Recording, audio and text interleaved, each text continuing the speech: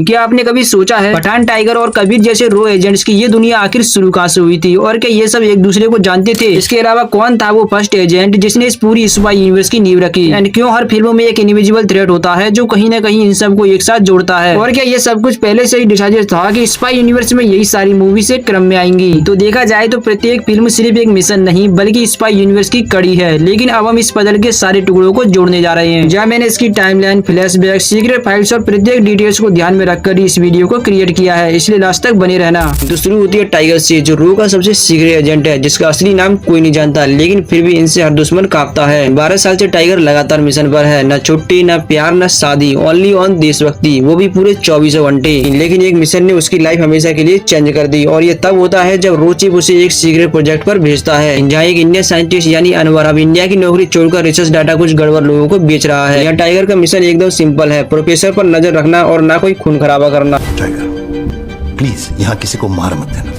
तुम जिस मिशन पे जाते हो कोई न कोई मारा जाता है। वहाँ पहुंचकर टाइगर अपनी फेक आइडेंटिटी देता है, जिसमें उसका नाम मनीष चंद्रा है, एज अ राइटर जो इंडिया के जीनियस ब्रांच पर एक बुक लिख रहा है। फिर उसकी मुलाकात जोया से होती है, एक सिंपल मासूम सी क्यूट दिखने वाली लड़की जो प्रोफेसर की केयर टेकर है। टाइगर धीरे धीरे जोया के करीब आता है और कब उसे उससे प्यार हो जाता है जिसके बारे में उसे खुद भी पता नहीं चलता। यानी अब टाइगर मिशन को भूलकर प्यार में पड़ चुका था। हम जैसे लोगों को प्यार नहीं हो सकता क्या?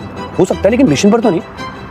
यार मिशन पर कब नहीं होते? लेकिन जैसे ही इनकी दिल की घंटियां बजती हैं तो रियलिटी उसे एक जोरदार थप्पड़ मारती है, यानी इनका कट चुका था। बिकॉज जिसे सिंपल मासूम सी क्यूट लड़की समझ रही थी वो एक्चुअल में एक ISI एजेंट निकली। टाइगर को ये तब पता चलता है जब वो उसे प्रोफेसर के लैपटॉप से फाइल ट्रांसफर करते हुए पकड़ता है। फिर क्या था, भाई ने अपना लव विचार करते हुए उस पर गन तान दी। मैं तुमसे बस इतना ही जानना चाहता हूँ कि जो मैंने तुम्हारी आंखों में देखा कि वो झूठ था। परंतु उस टाइम जोया उससे कुछ नहीं कह पाई और तभी वहाँ छिपा एक और ISI एजेंट इन पर हमला कर देता है, और तभी टाइगर उसे खत्म कर जोया को अपनी मोहब्बत की खातिर वहाँ से चले जाने को कहता है। अब मिशन तो खत्म हो जाता है लेकिन टाइगर का दिल वहीं रह जाता है, जोया के पास। इंडिया वापस लौटकर भी टाइगर चैन से नहीं बैठता। देन कुछ दिनों बाद उसे अपने साथी बग्गा से पता चलता है कि किसी फ्रिक्वेंसी पर कोई दूरदर्शन नाम का कोड बार बार आ रहा है, और भाई आपको बता दूं इसी कोड से जोया टाइगर को बुलाया करती थी। बस फिर क्या था, टाइगर समझ जाता है कि जोया अब भी उसे याद करती है और वो हाल ही में एक प्रेस कॉन्फ्रेंस में आने वाली है। इस स्टोरी का सबसे बेहतरीन सिनेमैटिक फील यहीं पर आता है, जहां टाइगर और जोया एक बार फिर मिलते हैं। यहाँ पार्टी में डांस करते हुए टाइगर जोया से कहता है कि चलो कहीं दूर भाग चलते हैं। एंड फिर क्या था, वे दोनों मॉर्निंग में वहाँ से गायब हो जाते हैं। उधर पूरे पाकिस्तान में खबर फैल गई कि एक ISI एजेंट किसी इंडियन रो एजेंट के साथ भाग गई। इधर रो चीफ को टाइगर की इस हरकत के बारे में पता चलता है तो वे काफी गुस्सा हो जाते हैं। 201 मुल्क है पूरी दुनिया में और साले टाइगर को एक पाकिस्तान की लगी। अब रो और ISI दोनों के पास सिर्फ एक ही टारगेट है, वो है टाइगर और जोया को ढूंढना। इसलिए बग्गा, गोपी एंड पाकिस्तानी एजेंट इनके पीछे लग जाते हैं। लेकिन टाइगर और जोया पासवर्ड चेंज करने के साथ साथ नाम भी चेंज कर लेते हैं। लेकिन कजाकिस्तान से लेकर क्यूबा तक ये एजेंट्स की सांसें इनका पीछा करती रहती हैं। एक टाइम पर टाइगर को जोया पर शक होने लगता है, क्योंकि वो ISI एजेंट से बात करती है और बताती है कि हम कजाकिस्तान जाएंगे पहचान बदल कर। और ये जोया का मास्टर प्लान था, रो और ISI दोनों को चकमा देने का।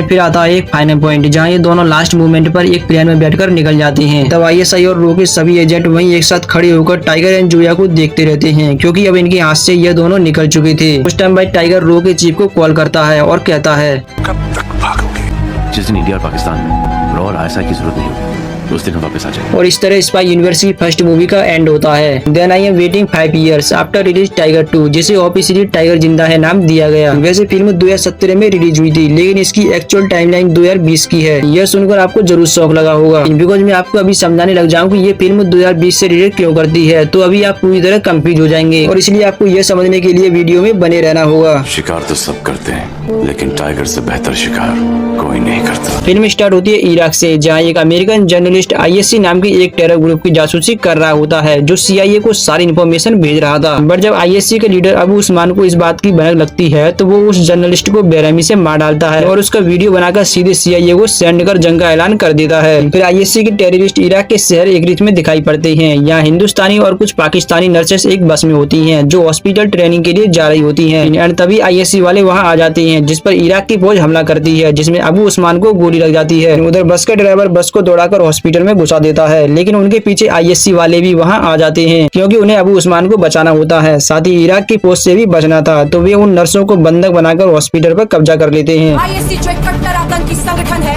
उसने इराक के के शहर इक्रित पर कब्जा कर लिया है। उधर इंडिया के मंत्री जी और रो चीफ सिनोय को जब ये खबर मिलती है तो इंडिया अपनी नर्सों को बचाने के लिए एक ऑपरेशन प्लान करता है, परंतु ये मिशन इतना आसान नहीं होने वाला था, बिकॉज इन्हें ये सब 7 दिनों के टाइम लिमिट में ही करना था। और ऐसा इसलिए कि अमेरिका पहले ही धमकी दे चुका होता है कि अगर 7 दिनों में कुछ नहीं हुआ तो वो उस हॉस्पिटल पर एयर स्ट्राइक कर देगा। तब रो को याद आता है उनका सबसे खतरनाक एजेंट अविनाश सिंह राठौर उर्फ टाइगर। अब टाइगर अपने बेटे और जोया के साथ ग्रीस में शांति से रह रहा होता है एंड तभी वहाँ करण और सिनोय सर पहुँच जाते हैं, जो टाइगर को मिशन पर जाने को कहते हैं, परंतु ये इसके लिए मना कर देते हैं। फिर जोया के समझाने पर टाइगर ये मिशन एक्सेप्ट करता है और अपनी टीम के साथ निकल पड़ता है। टाइगर की टीम में अजान जो कि एक स्नाइपर है, second Namit as a bomb expert and last Rakesh जो एक कमाल का हैकर है। ये लोग अबू उस्मान के एक कमांडर के जरिए तेल रिफाइनरी टैंक से बॉर्डर पार कर लेते हैं, जहाँ वे सभी एक वर्कर के तौर पर घुसते हैं। वहाँ उन्हें फिरदौस नाम का एक व्यक्ति मिलता है जो कि मूल रूप से इंडियन है, जिसकी यहाँ के लोगों से अच्छी खासी पहचान थी और ये बंदा टाइगर पर काफी ज्यादा शक कर रहा होता है, इसलिए वहाँ कई सारी चीजें बिगड़ने लगती हैं। याद रखना, आंखें होगी मेरी तुझ पे, अगर कोई लफड़ा किया ना तो चारों की बॉडी कहाँ गायब हो जाएगी पता भी नहीं चलेगा। देन टाइगर को पता चलता है कि अबू उस्मान ने एक मासूम बच्चे को सुसाइड बॉम्ब बना दिया है और इस बच्चे का नाम होता है हसन। गाइस आप इस नाम को भूलना मत, बिकॉज ये आपको आगे समझ आएगा। इधर टाइगर बच्चे को बचाने की कोशिश करता है लेकिन वह पकड़ा जाता है और जैसे ही वे टाइगर को मारने वाले थे कि तभी वहाँ जोया की एंट्री होती है जो उन सभी को मार देती है। तुम इनकी बातें सुनकर यहाँ पर चली हैं। तो क्या करूं?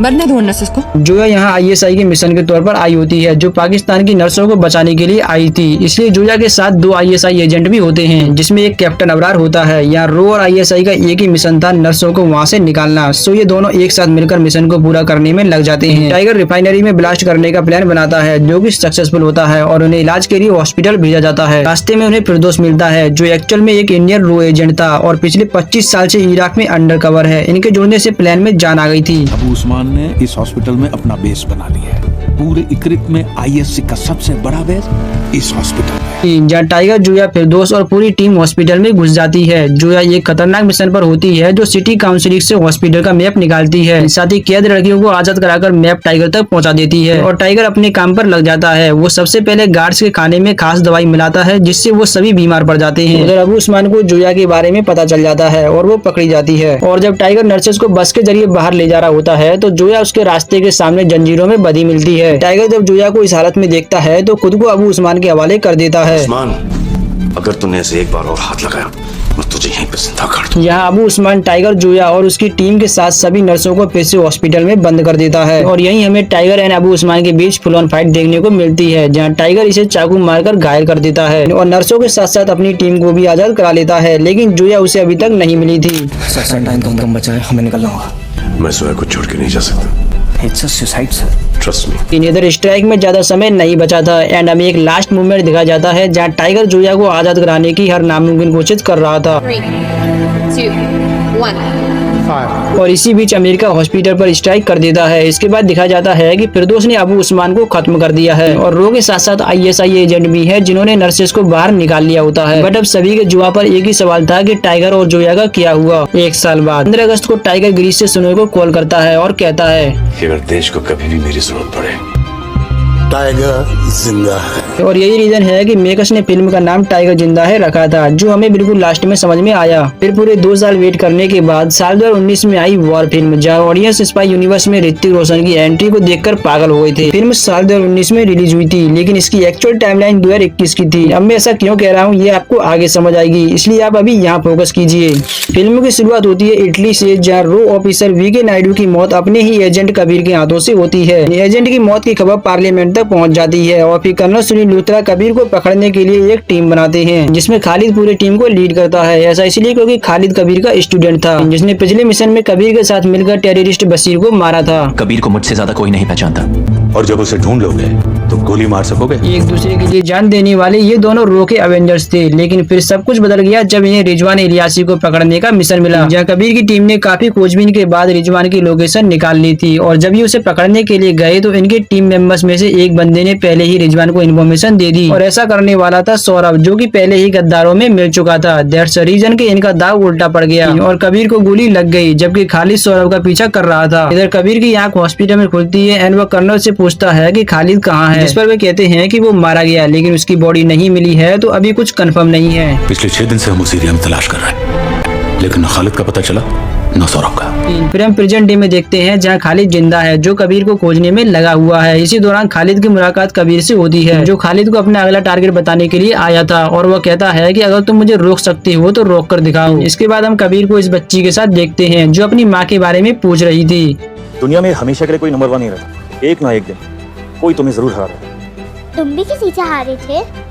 और फिर स्टोरी 6 महीने पीछे फ्लैशबैक में जाती है जहां कबीर इस बच्ची की मां यानी नैना से मिल चुका था जो एक बेहतरीन डांसर होती है और इसी वजह से फौज कॉन्ट्रैक्टर उसका डांस देखने के लिए काफी उतावला था। और यहाँ पर कबीर का यह प्लान होता है कि नैना को अपने प्यार के जाल में फंसाकर नैना के जरिए रिजवान इलियासी की इन्फॉर्मेशन निकलवाकर उसे पकड़ सके। फिर कबीर नैना को इस काम के लिए मना लेता है लेकिन वो इसमें फेल हो जाती है और मारी जाती है। यह देखकर कबीर को काफी बुरा लगता है बिकॉज उसके मारे जाने का कारण था कि किसी ने अंदर से फौज कॉन्ट्रैक्टर को पहले ही इन्फॉर्मेशन दे दी। गलती होगी टाली, ये लैपटॉप फिरोज कॉन्ट्रैक्टर का नहीं, रिजवान इलियासी का, जिससे वो नैना की चाल समझ गया और यही रीजन है कि कबीर रो एजेंसी के गद्दारों को खत्म करने में लगा हुआ है। हाथी, घोड़ा, वजीर और प्यादा, जब तक उन्हें ढूंढ नहीं लेता मैं किसी पर भरोसा नहीं कर सकता। इन स्टोरी प्रेजेंट डे में लौटती है जहां खालिद कबीर को रोकने में नाकामयाब हो जाता है और कबीर वो हार्ड डिस्क लेकर चला जाता है यानी फिर काफी कोशिशों के बाद खालिद कबीर को खोज लेता है। तब कबीर उसे बताता है कि मैंने अब तक जो कुछ भी किया है वो सब कुछ रिजवान को पकड़ने के लिए ही किया है, इसलिए मैंने अभी तक जिस किसी को मारा है वो रिजवान के प्यादे थे जो रो की इन्फॉर्मेशन इस तक पहुँचाते थे जिससे हम कई बार मिशन में फेल होते रहे। अब चौथे मोहरे की तलाश।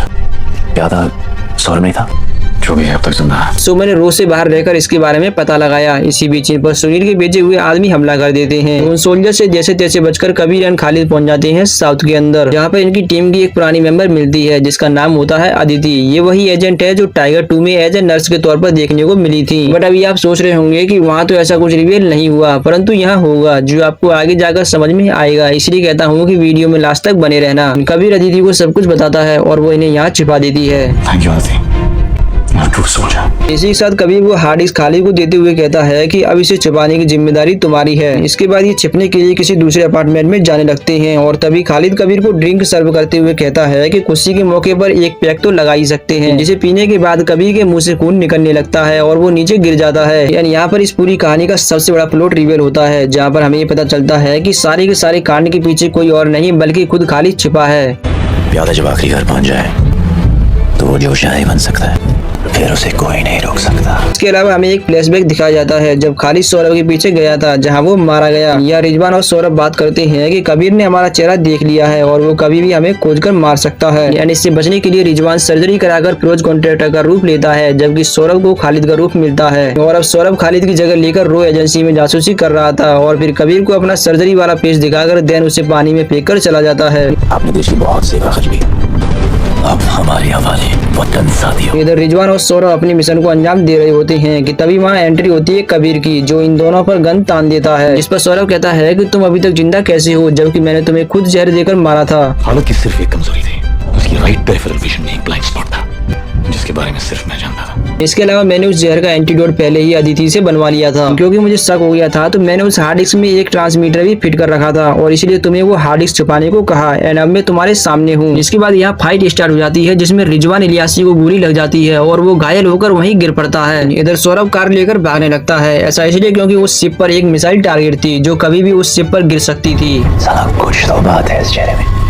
हर कोई वफादारी की उम्मीद रखता है। इसके बाद कबीर भी एक कार से सौरभ का पीछा करता है एंड सीरियसली गाइस इस सीन को देखकर मुझे फास्ट एंड फ्यूरियस 7 की याद आ गई। यानी ये दोनों फाइटिंग करते हुए चर्च में पहुंच जाते हैं जहां काफी तगड़ी फाइट सीन देखने को मिलती है जिसमें कबीर सौरभ को खत्म कर देता है और इसी के साथ कबीर के मिशन का एंड होता है। देन स्टोरी आगे शिफ्ट होती है जहाँ कबीर अगेंस्ट सुनील लूथरा से हाथ मिला लेता है। इस वॉर का असली हीरो खालिद है सर, और मैं चाहता हूँ कि इस मिशन का पूरा क्रेडिट उससे मिले। सुनील उससे कहता है कि अब तुम इंडिया में बैन हो चुके हो और लोगों को यह लगता है कि तुम उस ब्लास्ट में मारे गए, तो तुम क्यों ना अब इंडिया से बाहर ही रहो। जिस दिन हमें तुम्हारी जरूरत होगी तो हम तुम्हें वापस कांटेक्ट करेंगे। इसके बाद दिखा जाता है कि शहीद खालिद रहमानी की मॉम को, जिसे इंडियन गवर्नमेंट के थ्रू एक वीर चक्र मेडल दिया जाता है और इस तरह से स्पाई यूनिवर्स की 3rd फिल्म का एंड होता है। जय हिंद सर। जय Hind.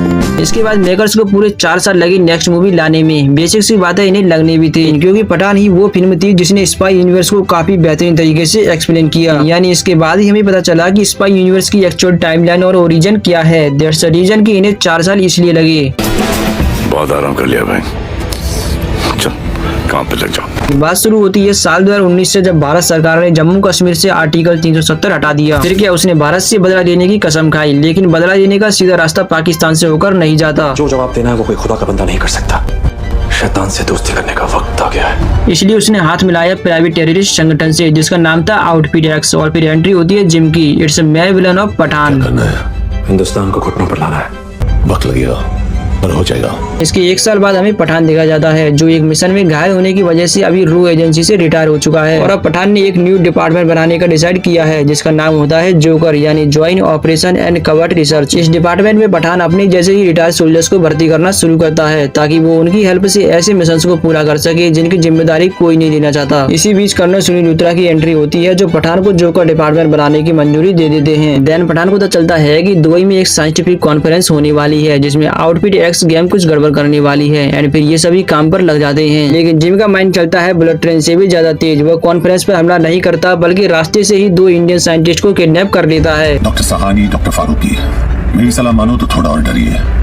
You're pretty screwed. Pathaan last moment पर समझ जाता है और जिम का पीछा करते हुए एक साइंटिस्ट को छुड़ा लेता है, बट जिम डॉक्टर सानी को लेकर फरार हो जाता है। इसके बाद पठान कर्नल लूथरा से जिम के बारे में पूछता है, और वो बताते हैं कि जिम एंड कभी हमारे बेस्ट एजेंट थे। एक बार जब सोमालिया पायरेट्स ने ONGC की ड्रिलिंग टीम को किडनैप कर लिया, तो जिम अकेले ही उनको बचाने पहुंच गया और उन्हें उनके चुंगल से छुड़ा भी लिया। बट सोमालिया पायरेट्स ने बदला लेने की ठान ली और जिम को ढूंढकर उसे और उसकी प्रेग्नेंट वाइफ को बंदी बना लिया। जब उन्होंने गवर्नमेंट से पैसों की मांग की, तो गवर्नमेंट ने साफ मना कर दिया। देन उन्होंने जिम की वाइफ को शूट कर दिया। जिम किसी तरह से बच तो गया, बट देश से उसका भरोसा पूरी तरह से टूट गया और वहीं से स्टार्ट हुई उसकी तबाही की कहानी। जिम ने अपने जैसे बागी सोल्जर्स को लेकर एक टेरर ग्रुप बनाया, जिसे आज हम आउटफिट एक्स के नाम से जानते हैं। ना किसी माँ के लाडले हैं, ना किसी के बाप के नौकर, अपनी मर्जी से काम करते हैं, अपनी कीमत पर। इसके बाद पठान जिम को खोजने में लग जाता है और इन सब के बीच पठान को रुबीना के बारे में पता चलता है, जो जिम से किसी प्रकार से जुड़ी हुई थी। और अब पठान इसके जरिए से जिम की इन्फॉर्मेशन निकालने वाला था, इसलिए वो उससे मिलने स्पेन पहुंच जाता है। लेकिन यहाँ पठान रुबीना एंड जिम के जाल में फंस जाता है, जहाँ जिम ने ये सब प्लान पठान के लिए ही किया था। थोड़े दाने जमीन पे फेंको, चींटियां अपने आप चली आएंगी।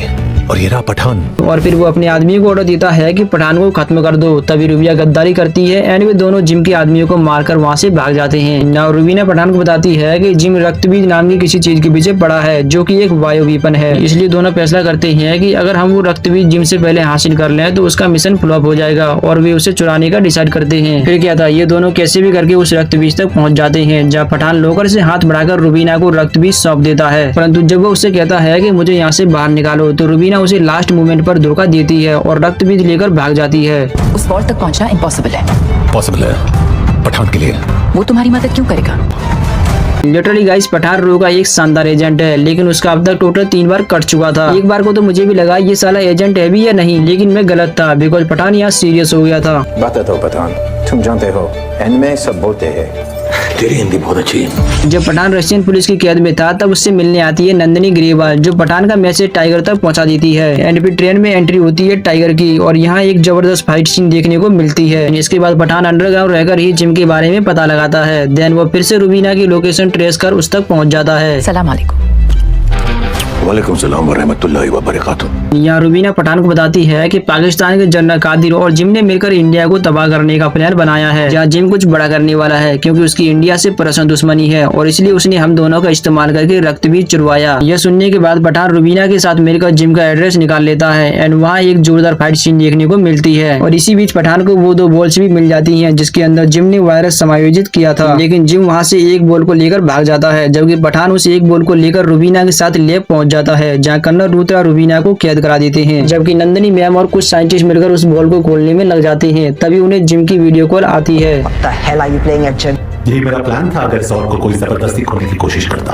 और वो बताता है कि बॉल के खुलते ही वायरस पूरे लैब में फैल गया था, यानी अब आप सब उस वायरस से मरने वाले हैं। नंदिनी मैम ये खबर सुनते ही लैब को अंदर से बंद कर लेती हैं और उसे बॉम्ब से उड़ाने को कहती हैं, जिससे वायरस ज्यादा नहीं फैल पाएगा। लिटरली गाइस, इस सीन ने सभी को इमोशनल कर दिया था। उसे ऐसी मौत देना कि वो हमारी मौत को तरसे।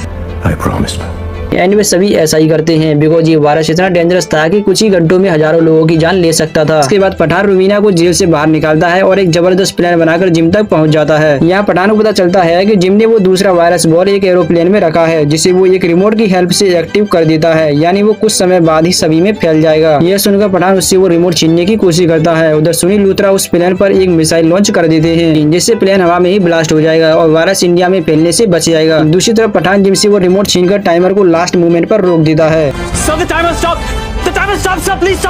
और जब सुनील लूथरा को पता चलता है कि टाइमर रुक चुका है तो वे तुरंत उस मिसाइल को प्लेन तक पहुंचने से पहले ही ब्लास्ट करा देते हैं एंड यहाँ पठान जिम को भी खत्म कर देता है। जिसके बाद पठान को अगेन रूम में शामिल किया जाता है और उसे जोकर का हेड बना दिया जाता है। साथ ही उसे एक फाइल दी जाती है इसमें उन सोल्जर्स की डिटेल होती है जो टाइम से पहले ही किसी रीजन से रिटायर हो चुके थे।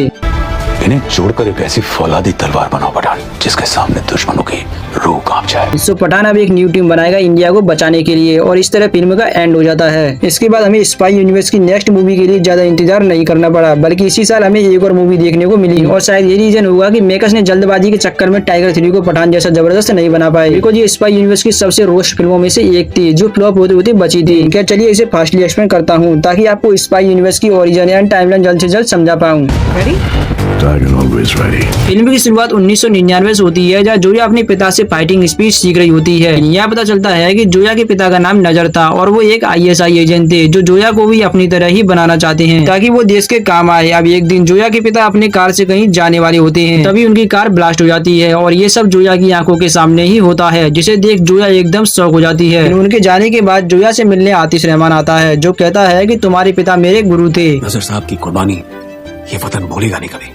यहाँ से तुम्हारी जिम्मेदारी मुल्क की है, मेरी है। इसलिए वो जोया को ट्रेन कर एक ISI एजेंट बना देता है। इसके बाद स्टोरी प्रेजेंट में लौटती है जहाँ रोची मैथिली मेनन टाइगर को बताती है कि हमारा साथी गोपी 2 साल से तालिबान पर नजर रख रहा था बट अब उसकी कई दिनों से कोई खबर नहीं आई, इसलिए तुम पता लगाओ कि वो कहाँ है। फिर यहाँ एंट्री होती है टाइगर की। क्या करते तुम? Time pass. जो गोपी को उन लोगों से बचा लाता है और जब वो उसे इंडिया ले जा रहा होता है तब गोपी उसे बताता है पाकिस्तान अब कुछ बड़ा करने की फिराक में है और हम में से कोई डबल एजेंट भी उसके साथ मिला हुआ है और वो है जोया। ये कहकर गोपी की डेथ हो जाती है लेकिन ये सुनने के बाद टाइगर जोया पर शक करने लगता है, उस पर हर पर नजर भी रखता है लेकिन उसे जोया से ऐसा कुछ नहीं मिलता। कभी मरते वक्त उसने किसी डबल एजेंट का जिक्र किया था, अब पता नहीं सच है या झूठ। देन टाइगर को पता चलता है कि गोपी का एक पाकिस्तानी खबरी है जो उसे वहाँ की सारी इन्फॉर्मेशन प्रोवाइड कराता था और अब गोपी के मरने के बाद कुछ लोग उसके पीछे पड़े हुए हैं। सो टाइगर अपना भेष बदलता है और उसके पास पहुँच जाता है और तभी उन पर एक बाइक सवार बंदा अटैक कर देता है एंड जब उसका हेलमेट हटता है तो पता चलता है कि वो जोया है, जबकि जोया टाइगर को भेष बदलने की वजह से पहचान ही नहीं पाई और इसलिए दोनों में एक तगड़ी फाइट देखने को मिलती है। इसके बाद टाइगर जोया को अपना फेस दिखाता है और वो ये देखकर शौक हो जाती है। आदमी कभी झूठ नहीं बोलता। ऐसा नहीं है टाइगर जैसा तुम सोच रहे हो। ठीक है, नहीं समझ पाया मैं। एंड तभी टाइगर को पीछे से कोई डंडा मार देता है। देन इनकी आंख खुलती है तो ये खुद को एक कमरे में बंधा हुआ पाते हैं। साथ ही हम देखते हैं कि जोया और जूनियर भी आतिश रहमानी की कैद में है। वो उन्हें 12 साल पुराना एक इंसिडेंस बताता है जहाँ इंडिया और पाकिस्तान का एक पीस समिट होने वाला था ताकि दोनों देशों के बीच शांति बनी रहे। दुश्मन के सामने घुटने टेकना मॉडर्न डिप्लोमेसी में उसे पीस समिट कहता है जोया, और मेरा घुटने टेकने का कोई इरादा नहीं है। बट आतिश इस समिट के लिए बिल्कुल भी खुश नहीं था और इसलिए वो जोया से कहकर इंडिया के आर्मी जनरल को मरवाना चाहता था लेकिन जोया इसके लिए मना कर देती है। साथ ही वो इंडियन लोगों को इसकी खबर पहुंचा देती है। इधर जोया के मना करने के बाद वो ये काम अपनी प्रेग्नेंट वाइफ से करवाता है बट वो मारी जाती है। साथ ही आतिश रहमानी को जेल में डाल दिया जाता है। अब स्टोरी प्रेजेंट डे में लौटती है। मुल्क को अपना सब कुछ दिया और मुल्क ने सब कुछ छीन लिया, मेरी इज्जत, मोहब्बत, मेरा बच्चा। जहाँ आतिश अपनी बीवी और बच्चों का बदला लेने के लिए जूनियर को एक ऐसा इंजेक्शन लगवा देता है जिसका एंटीडोट अगर 24 घंटे में न दिया जाए तो उसकी डेथ हो जाएगी। दैट्स द रीजन कि जोया और टाइगर आतिश के लिए काम करने को राजी हो जाते हैं। वो उन्हें टर्की से एक ब्रीफकेस चुराने को कहता है। अब ये काम इतना आसान तो नहीं था कि ये दोनों ही उसे चुरा लेते। फिर टाइगर अपने एक साथी राकेश को फोन करता है और ये सभी टाइगर का साथ देने के लिए तैयार थे। सर रॉ में रहते हुए आपके साथ मिशन करने का मौका छोड़ने का मतलब है दिल्ली में ITO जाना और छोले कुलचे न खाना। बट इन्हें नहीं पता था कि टाइगर ये काम गलत लोगों के लिए कर रहा है। देन ये सभी मिलकर एक प्लान बनाते हैं और उस ब्रीफकेस को चुरा लेते हैं। टाइगर इन सभी को वहाँ से सेफली निकाल देता है परंतु खुद पकड़ा जाता है। उसके पकड़े जाने पर पूरे इंडिया में खबर फैल जाती है कि टाइगर गद्दार है। साथ ही वे लोग भी प्रॉब्लम में फंस चुके थे जिन्होंने टाइगर की इस काम में हेल्प की। उधर जोया वो ब्रीफकेस लेकर आतिश के पास पहुँच जाती है। मार भी सकता था टाइगर को, पता है क्यों नहीं मारा? क्योंकि गद्दारी से बदतर मौत नहीं होती एजेंट के लिए जोया। जहाँ आतिश जोया को बताता है कि इस ब्रीफकेस के अंदर चाइना और पाकिस्तान की मिसाइल्स के कोड हैं और ये काम इंडियन एजेंट से इसलिए करवाया ताकि दोनों देशों में दुश्मनी बढ़ जाए। ये सुनने के बाद जोया जूनियर को वहाँ से से लेकर चली जाती है। इधर हम टाइगर को देखते हैं। टर्किश आर्मी ने टाइगर को पाकिस्तान के न्यूक्लियर पैलकोड चुराते हुए रंगे हाथ पकड़ा, जहाँ इंडियन गवर्नमेंट ने टाइगर की तरफ से हाथ पीछे कर लिए होते हैं। इसके बाद टाइगर को पाकिस्तान के हवाले कर दिया जाता है। यहाँ उससे मिलने आतिश आता है जो कहता है कि टर्की पुलिस को इन्फॉर्मेशन मैंने ही दी थी। साथ ही टाइगर को यह पता चलता है कि पाकिस्तान की पूरी आर्मी आतिश से मिली हुई है, जो अब पाकिस्तानी पीएम को मारकर अपना राज्य स्थापित करना चाहते हैं। वेल, इसके बाद पठान की एंट्री होती है और ये टाइगर को जेल से छुड़ाकर ले जाते हैं। इस वक्त मैं पाकिस्तान का एनिमी नंबर 1 हूँ। रिस्की है, बच्चा तो पार्टी करेंगे। यह टाइगर इस्लामाबाद में हसन नाम के एक लड़के से मिलता है। ये वही हसन है जिसे इन्होंने टाइगर जिंदा है फिल्म में बॉम्ब से बचाया था। इसके अलावा इन्होंने ही इसकी पढ़ाई लिखाई का सारा खर्चा भी उठाया था। देन टाइगर हसन और अपनी टीम के साथ मिलकर पीएम हाउस में घुस जाते हैं। जान के ताज्जुब होगा आपको कि आपकी आर्मी के लिए मोस्ट वांटेड मैं नहीं, आप हो। आपकी सरकार और आपकी जान दोनों खतरे में। जहाँ वे पीएम को सारी सच्चाई बताते हैं और उन्हें एक सीक्रेट रास्ते के जरिए वहाँ से निकालने लगते हैं। इधर आतिश करण और उसके साथी को पकड़ देता है, फिर वो उन्हें बड़े ही बेरहमी से मार डालता है। इसके बाद अंदर का सीन दिखाया जाता है जहाँ हसन और बाकी सभी पकड़े जाते हैं। इसी बीच हसन अपने शरीर में बम लगाकर उन सभी सोल्जर्स के बीच फट जाता है, यानी यहाँ हसन भी मारा जा चुका था। साथ ही टाइगर पकड़ा जाता है एंड फिर आतिश टाइगर के सामने आता है और इन दोनों के बीच फाइट सीन देखने को मिलती है। सो अब गैस करो कि कौन जीतेगा। ऑब्वियसली भाईजान।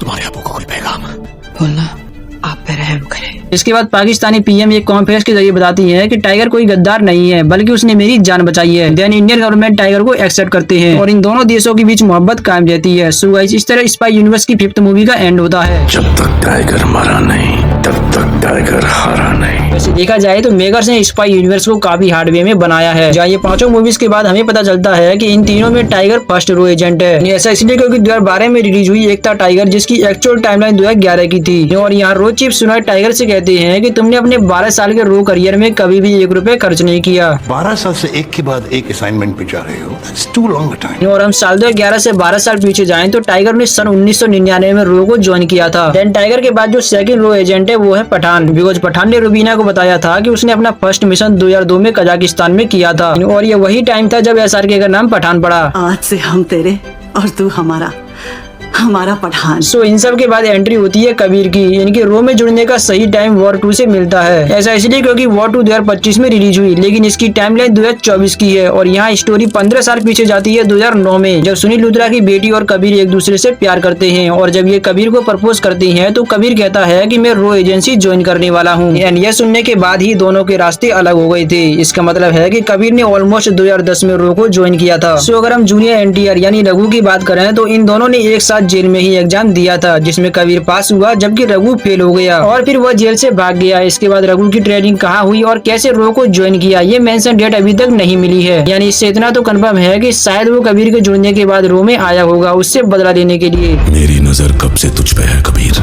India's best soldier. तो दोस्तों यही थी एकता टाइगर से शुरू हुई स्पाई यूनिवर्स की रियल टाइमलाइन का फर्स्ट पार्ट। लेकिन खेल अभी बाकी है क्योंकि असली धमाका होगा पार्ट 2 में, जहाँ मैं एक्सपोज करूंगा वॉर 2 एंड अल्फा मूवीज के बड़े सीक्रेट्स को। तो अगर आप सच में इस यूनिवर्स को समझना चाहते हो तो अभी हमें सब्सक्राइब कर लो ताकि पार्ट 2 का नोटिफिकेशन आप तक जल्दी पहुंच जाए।